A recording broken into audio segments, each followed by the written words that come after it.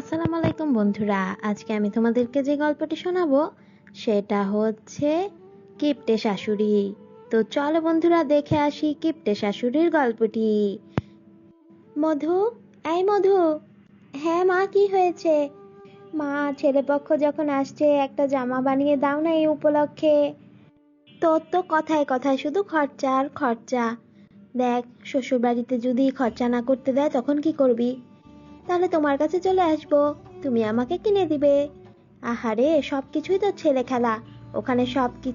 ওখানে সবকিছুই তোকে বুঝে শুনে করতে হবে, কেমন? তাড়াতাড়ি এখন তৈরি হয়ে নে।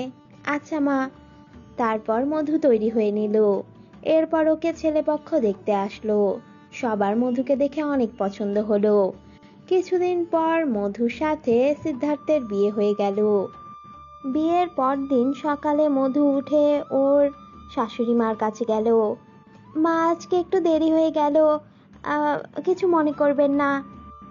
আজকে প্রথম দিন দেখে কিছু বলছি না। যাও, যে রান্না চাপাও।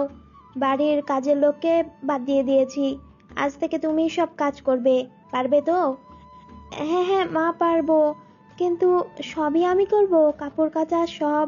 হ্যাঁ, সব তুমি করবে।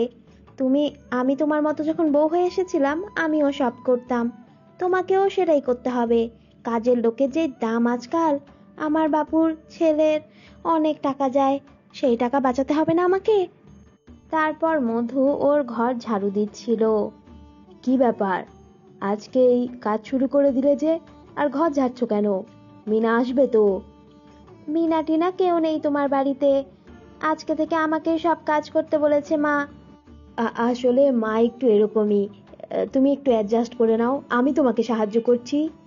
কোনো দরকার নেই। আচ্ছা, করবে? ঠিক আছে, কাপড়গুলো একটু শুকিয়ে দিয়ে আসো, আমার কাঁচা হয়ে গেছে। তারপরে সিদ্ধার্থ গেল কাপড়গুলো মেলতে। কি রে সিদ্ধার্থ, তুই এখানে কি করছিস? মা, কাপড়গুলো একটু শুকিয়ে দিচ্ছি, মধুই কেচে দিয়েছে। সেটা তো বুঝতেই পেরেছি, তুই রাখ, ও আসুক, ওই করবে এই কাজ। বাড়ির কর্তারা এসব কাজ করে নাকি? তারপর সিদ্ধার্থের হাত ধরে ওর মা ভিতরে নিয়ে চলে গেল। এরপর মধুকে বলল কাপড়গুলো শুকাতে দিতে। মধু বুঝে গেল এই বাড়ির সব কাজ ওকেই করতে হবে। মাসের টাকা ওর শাশুড়ি মার হাতেই ওর স্বামী তুলে দিল। সিদ্ধার্থ, আমারও তো কিছু প্রয়োজন ছিল, সেগুলো যদি একটু দিতে। দেখো, সব টাকা পাই টু পাই মাকে দিতে হয়, না হলে আমারও খেয়াল নেই, তোমারও নেই। তোমার যা লাগবে তুমি মাকে বলো। এরপর মধু গেল শাশুড়ি মার কাছে কিছু টাকা চাইতে। আমি বাপু কোনো টাকা টুকা দিতে পারবো না, কোনো টাকা নেই। সংসার চালানো কত কষ্ট জানো? জানো না তো, অনেক দাম জিনিসপত্রের। আমি পারবো না কোনো টাকা দিতে তোমাকে। মাধু মন খারাপ করে ঘরে চলে গেল। পরদিন ও শাশুড়ি মা ওকে সংসার চালানোর জন্য কিছু টাকা দিল। সেখান থেকে ও বাঁচিয়ে বাঁচিয়ে কিছু কিছু কাজ করত নিজের প্রয়োজনের। না, আমার শাশুড়ি মা অনেক কিপটে। একটা কিছু তো বুদ্ধি আমাকেই বের করতে হবে, যেটার জন্য আমি টাকা বাঁচিয়ে নিজেই কিছু করতে পারবো। এরপরও সস্তা সস্তা জিনিস কিনতে লাগলো। তারপর ওগুলো অনেক মজা করে রান্না করতে লাগলো। কেউ টেরই পাচ্ছিল না, তাতে ওর হাত খরচ চলছিল না। এরপর ও ওর শাশুড়ি মার আলমারি থেকে কিছু কিছু টাকা নেওয়া শুরু করলো। জানিস সিদ্ধার্থ, কিছুদিন ধরে আমার আলমারিতে অনেক কম টাকা পাচ্ছি, কিছুই বুঝতে পারছি না। আচ্ছা মা, আমি দেখছি ব্যাপারটা। তারপরে একদিন মধু ও শাশুড়ি মার আলমারি থেকে টাকা নিল। সিসিটিভি ক্যামেরাতে ধরা পড়ে গেল। তুমি এত চোর কেন? হ্যাঁ, বউ হয়ে চোর? চোর বউ কোথাকার, বের হ আমার বাড়ি থেকে।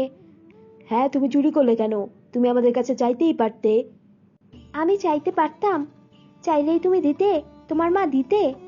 আমি একটা মেয়ে মানুষ, আমার কত কিছুর জন্য জিনিস লাগে। আমার প্যাড নেই, কিছু নেই, আমি কি করে চলবো বলো তো? আমি কি বাপের বাড়ি থেকে এগুলো চেয়ে চেয়ে নিব?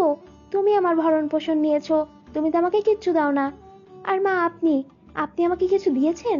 কত টাকা আপনার কাছে চেয়েছি আমি? আমি 500টা টাকাই দিয়ে চেয়েছিলাম ওই দিন, আপনি কি দিয়েছিলেন? দেননি। তাহলে কিভাবে বলছেন আমি চুরি না করে কিভাবে থাকবো? পাড়া প্রতিবেশী সবাই এগুলো শুনলো, শুনে সবাই মধুকেই সাপোর্ট করলো। হ্যাঁ, ও তো ঠিকই বলছে, মেয়েটা করবেই কি, চাকরি বাকরিও তো করে না, তোমরা যদি ওর ভরণ পোষণ না নাও ওর তো এটাই করতে হবে।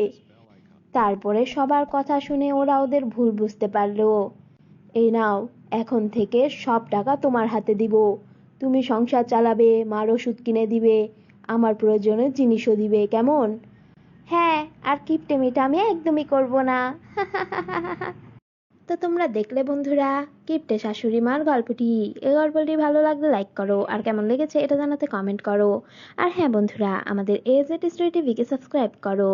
আল্লাহ হাফেজ।